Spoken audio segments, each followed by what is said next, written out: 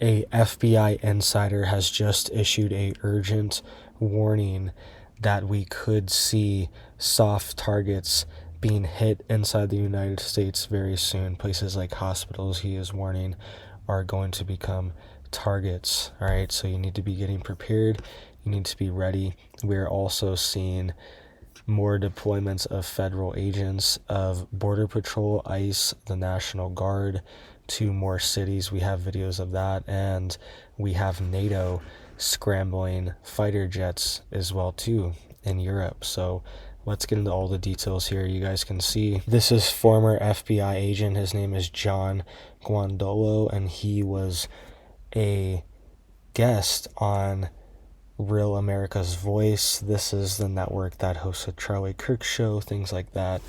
And he just issued this warning that we could see targets inside the U.S. be hit. Let's listen to this really quick, and then we'll get to these other stories of NATO jets being scrambled and more federal agents being deployed as well too. But listen to this. We know, was it 2021?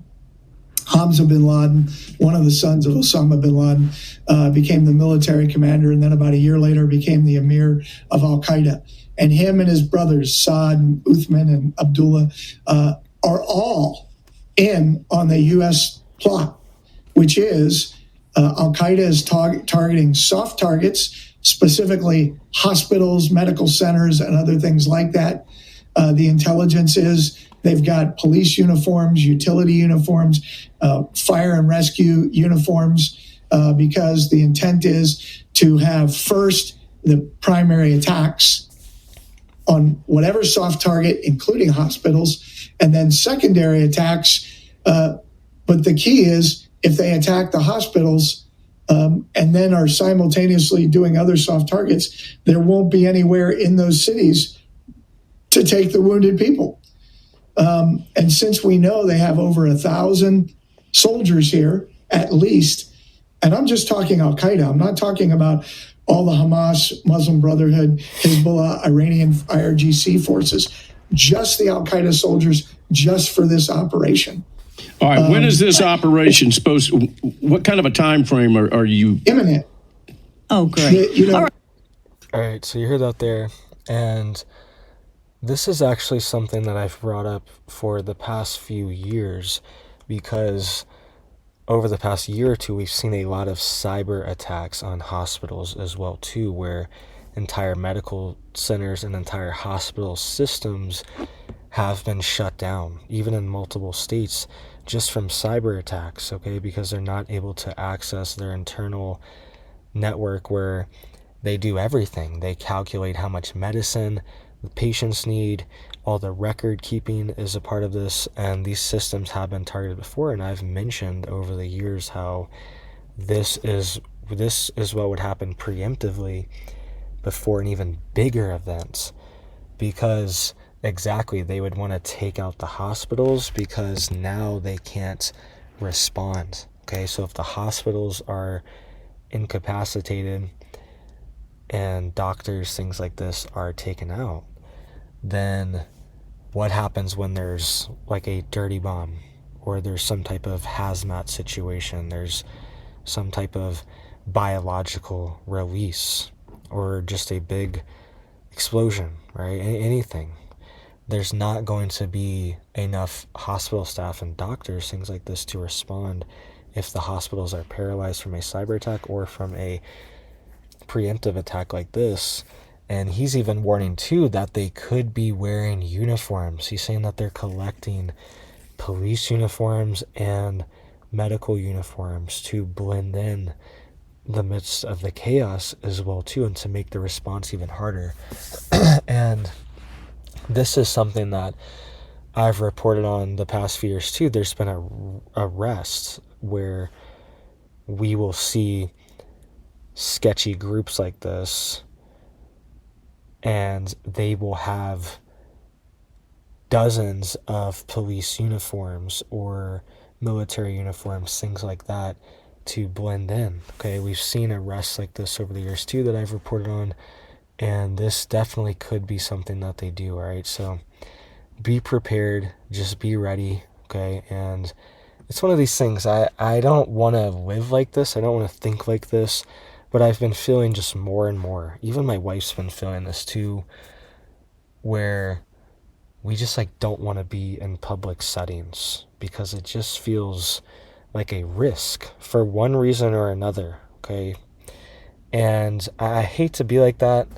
You know, you don't want to just live your life worried about things, but you also want to be protective, okay? I have 3 kids, you know, I don't want my kids to be in anywhere, even a hospital, you know? It's like, yeah, it should be safe there, but maybe it's not, right? Maybe it's not as safe as it seems. A lot of these things are. I mean, we just saw earlier today, there was an attack on a Mormon church. Very sad what happened. Somebody attacked it. Church was set on fire. Okay. Multiple people sadly lost their life. It's one of these things. It's a church, you know. You think it's safe. You're at church in the morning. I mean, and we've seen stuff like this too. We saw a church attacked just a few months ago as well too. All right, maybe it was longer than that. Time's been going by so quickly. But that church school, you remember that Catholic private school that was attacked as well too? That was in Tennessee, I believe. These things, it's, you know, like life's so fragile. It really is. And it can be taken away very quickly. So just be prepared and be protective. And the best preparedness as well too is just to like not be in these situations, just to not be in places where these bad things can happen. But sometimes they just happen randomly when you're not expecting. You're at church, you're at hospital, things like this. Don't let it scare you. Still live your life. But I've been feeling just more and more a heaviness about just being in public settings in general, right? We're also just seeing more police deployments and ICE deployments, Border Patrol deployments to places like Chicago. You can see here Chicagoans are thanking the feds in this video here. That's the same thing. Thank y'all. We work for you. We work for you.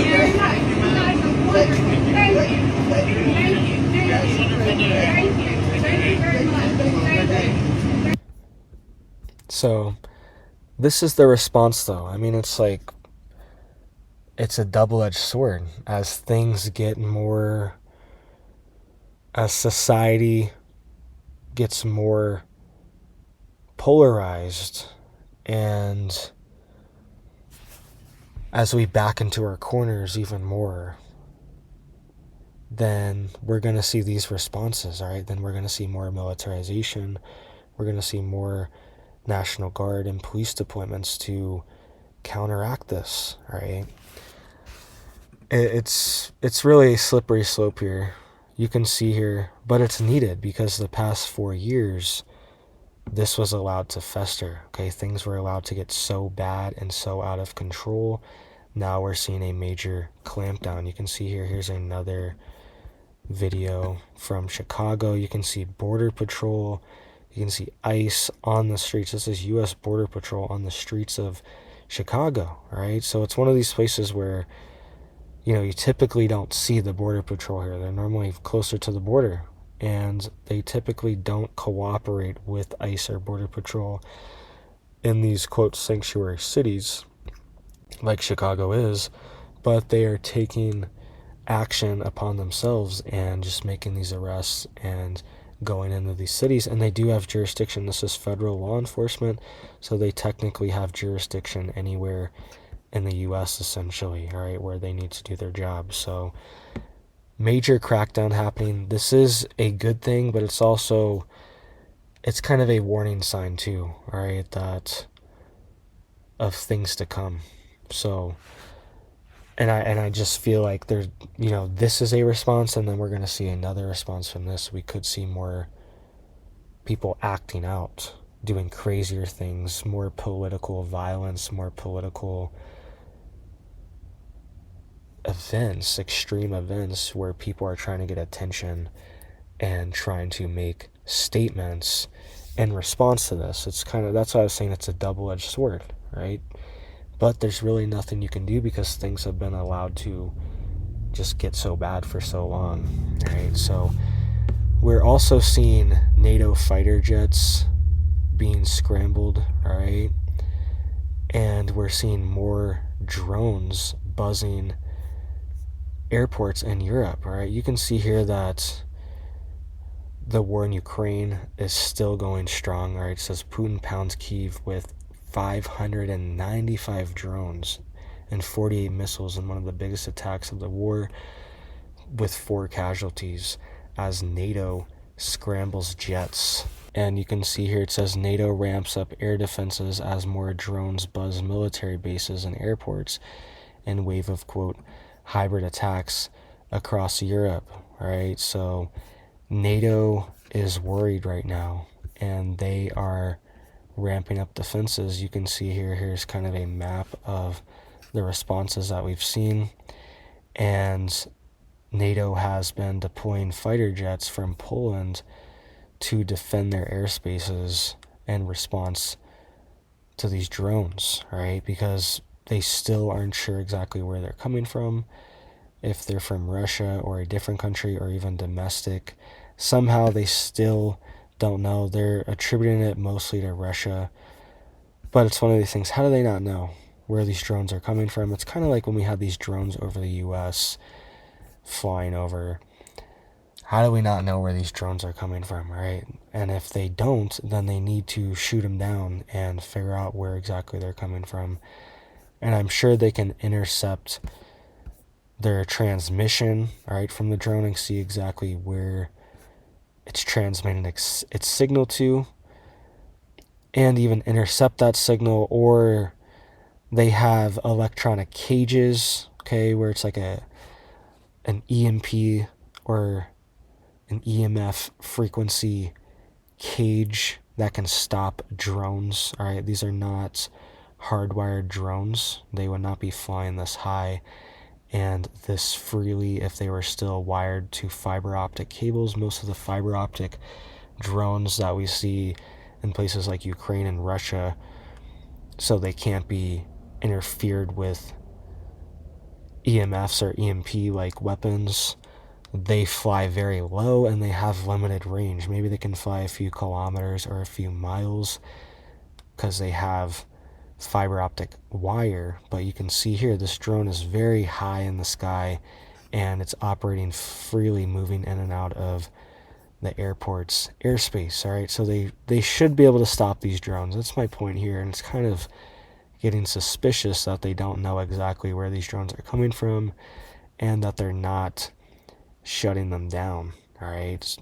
Shooting them down, I mean, with the fighter jets. So they need to do something. They need to activate their air defenses, and that is what they're saying they're doing. You can see here, this is one of the weapons I was talking about. It's the ear shield defense system, an AI-assisted 50 caliber machine gun turret as well too. But you can see this long-range AI radar for surveillance and interception.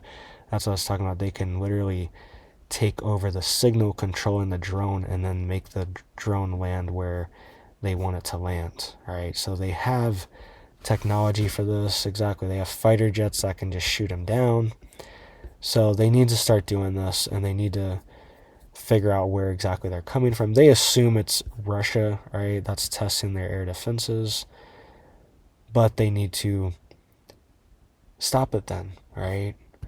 So let me know what you guys think. And this is like the next phase of warfare as well too, as drone warfare.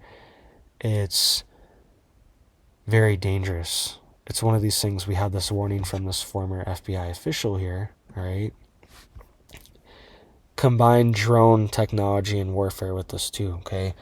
A soft target attack on a hospital mixed with some type of drone delivery attack as well too that has explosives or has a biological on it as well, right? These drones can easily be equipped with some type of virus or some type of biological contaminants, and aerosolize, spray these things in the air very quickly and very stealthily, right? If that's the word I'm looking for here, in a stealthy way where it's under the radar, all right? These things are not on flight radar most of the time. Most of these drones are not on typical radar.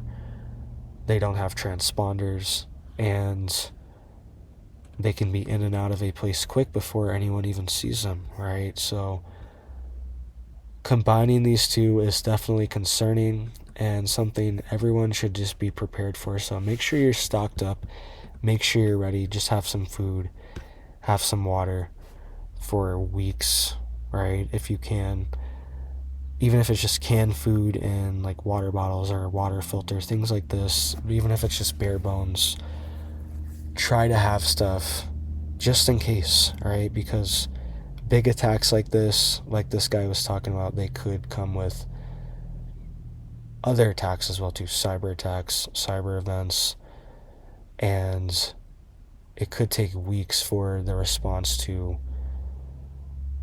for everything to be completely, back to normal in the area where the attack happens, all right? So just make sure you're prepared, stocked up, have your gas tanks filled up, ready to go in case you need to leave and drive and just get out of there, get a few hours away if something's happening in your area. And I think we could see potentially these like quote sleeper cells activated, all right? There are a lot of people that have been let into the country over the past 4 years, especially. There were almost 10 million people that entered the country under the Biden administration, under the DHS's own number. It was close to 10 million over 4 years while Biden was in office. Okay, so even if just a very small percentage of people out of that 10 million have bad intentions, it's not good, right? And we don't know exactly who they are, where they are, what they're doing. And there could be, like this guy was saying, multiple different groups as well too, with multiple different agendas, all waiting to be activated at different times or the same time, okay? And I've done multiple reports and videos over the years too, how they would find people on these watch lists. They'd be on terror watch lists, or they would be known affiliates or members of certain terror groups or networks, and they would find them inside the US, and sometimes they wouldn't even be deported. All right, so they know that these networks are in here, and this is part of the operation, I believe, that ICE and Border Patrol and the National Guard are doing behind the scenes. I don't think they're announcing everything openly, but I think part of the behind the scenes mission is to dismantle some of these networks that have set up their tentacles deep inside the United States. Some of them are all the way deep into the heartland, okay? It's not just along the border. Some of them have entire networks and systems and groups and communities set up inside the United States, okay? Some of them are taking over governments and taking over police departments. These groups, these networks that have infiltrated the U.S. over the past few years, and they're gaining political power, they're gaining economic power, funding their operations so they can potentially make a move when the time is right or when they get the call, okay? So just keep your head on a swivel, stay prepared, stay stocked up. I hope you have big blessings for your life and your family, and I hope you have a big old blessed day.